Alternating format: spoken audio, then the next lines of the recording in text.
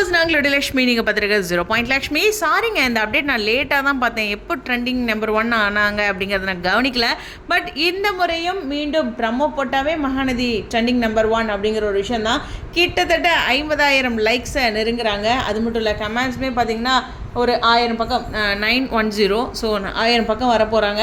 ஒரு நல்ல ஒரு பொசிஷனில் இருக்காங்க. ட்ரெண்டிங் நம்பர் 1 அப்படின்ட்டு மீண்டும் ஞாயிற்றுக்கிழமை வந்து இந்த ரிப்பீட் ப்ரமோ போட்டாங்க அப்படிங்கிறது ஒரு விஷயம் இருந்தாலும், ஹானஸ்ட்டாக சொல்லணும் அப்படின்னா பாக்கியலட்சுமி வந்து ஒரு அம்மா கதை, அம்மாக்காக ஒரு பொண்ணு பேசுகிறது அப்படிங்கிறனால மதர்ஸ் டே அன்னைக்கு, லாஸ்ட்டு சண்டே சொல்கிறேன், மதர்ஸ் டே அன்னைக்கு பாக்கியலட்சுமி நம்பர் 1 வரும்போது அப்படி நான் சென்டிமெண்ட்டாக நினச்சிக்கிட்டேன். ஸோ அது நான் நிறைய பேர்கிட்ட ஷேர்லாம் கூட பண்ணேன். அதே மாதிரி நிறைய அது மாதிரி போஸ்ட்லாம் கூட போட்டிருந்தாங்க. ஓகேவா?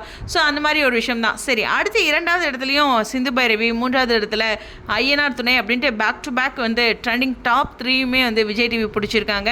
இருந்தாலும் இதில் விஜயோட ஒரு ஆக்டிங் வேரியேஷன் அப்படின்ட்டு, கோவம், ஃபைட்டு அப்படின்ட்டு எக்கச்சக்கமான அப்கமிங் ட்ராக்ல ரொம்ப முக்கியமாக அஜயை வந்து வீட்டை விட்டு அனுப்புறது அப்படின்ட்டு, அதான் குறிப்பாக ராகினியை அனுப்புறது அப்படின்ட்டு, பொறுமைக்கும் ஒரு எல்லை இருக்கு இல்லையா, அந்த ஒரு விஷயத்த நம்ம விஜய் கடைபிடிக்கிறார்.